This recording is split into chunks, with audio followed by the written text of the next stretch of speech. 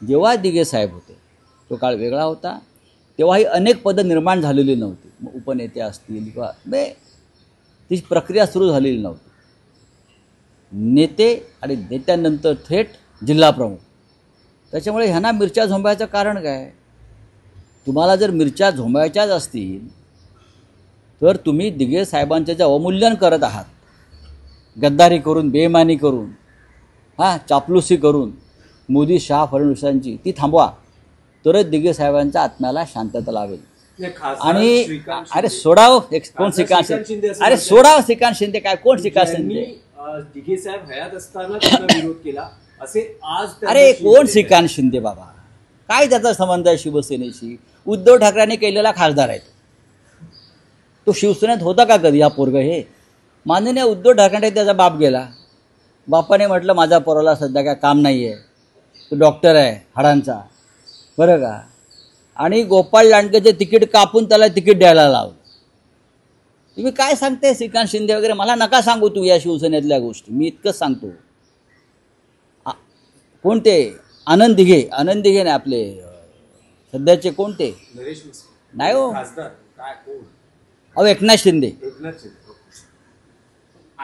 अहो थांबा ना, खूप चांगली माहिती देतो तुम्हाला मी. आज जे एकनाथ शिंदे आहेत ना,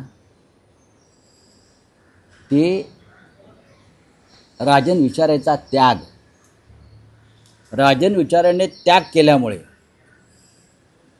एकनाथ शिंदे शिवसेनेच्या मुख्य प्रवाहात आले. त्याबद्दल एकनाथ शिंदे यांनी रोज राजन विचारेचे पाय धुवून तीर्थप्राशन केलं पाहिजे. राजन विचारेचा त्याग, राजन विचारे सभागृह नेते होते.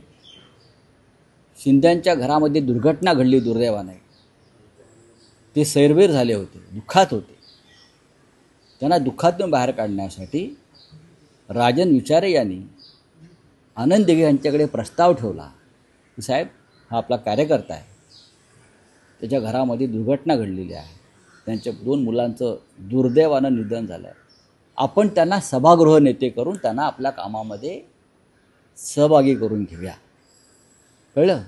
हा राजन विचारांचा त्याग आहे. दिघे आणि राजन विचाऱ्यां त्याला उद्धव ठाकरे साहेबांनी मान्यता दिली, हो करा, एकनाथ आपला कार्यकर्ता आहे, त्याच्यावर डोंगर कोसळला आहे दुःखाचा. हे असे प्रसंग आहेत हो. हे आता काय आम्हाला निष्ठेच्या गोष्टी सांगतायत?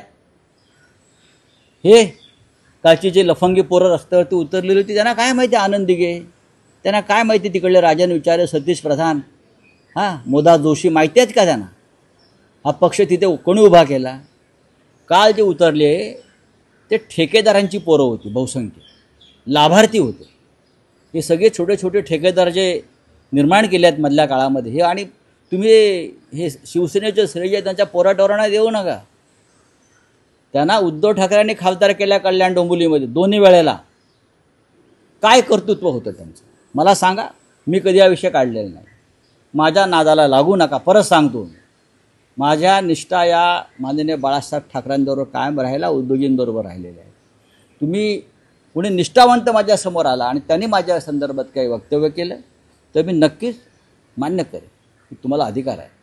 पण ज्यांनी पक्षाशी बेईमानी आणि गद्दारी गेली ठाकरे कुटुंबाशी, त्यांनी हे धंदे करूच. हे पेड आहेत सगळे.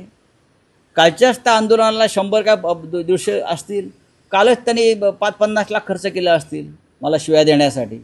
त्यांचं राजकारण ते आहे ना. चला, थँक्यू. एक आहे की त्याच शिंदेच्या भागामध्ये आज राज ठाकरे अंबरनाथ, कल्याण डोंबिवली असा दौरा करता आहेत.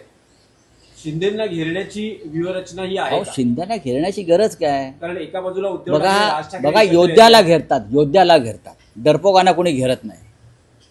योद्धा असतो ना, चक्रव्यूह शिरून लढतो आहे प्राणपणानं माझ्या देशासाठी, धर्मासाठी, पक्षासाठी, त्याला घेरण्याची रणनीती होते. भ्रष्टाचाराला कशाला घेरायचं? बेमान नेत्याला कशाला घेरायचं? तो आपोआप त्याच्या कर्मानं मरत असतो.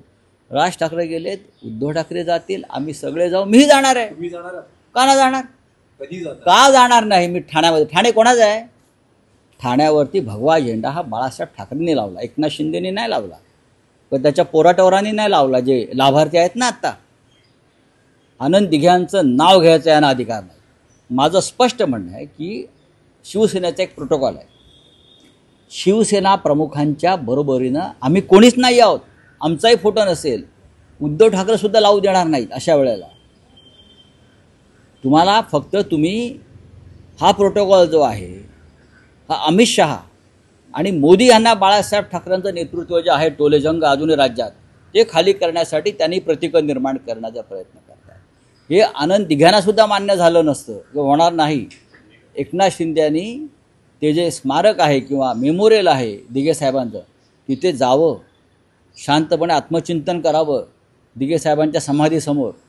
त्यांना जर त्यातून दिघे साहेबांनी का साक्षात्कार दिला तर त्यांना कळेल की आपण किती मोठी चूक केलेली आहे ती.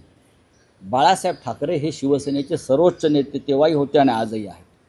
त्यांच्या आसपास कोणी नाही. नाही नरेंद्र मोदी, नाही अमित शहा, अजिबात नाही. एकनाथ शिंदे तर कुठेच नाही. कसली शिवसेना चोरून पाळताय तुम्ही चोरासारखी. या ना समोर, तुमचा पक्ष काढा, तुमचं चिन्ह घ्या आणि मग आमच्या समोर उभे राहा.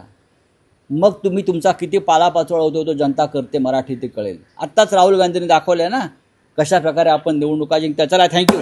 चलो हाँ हिंदी में बोलिए.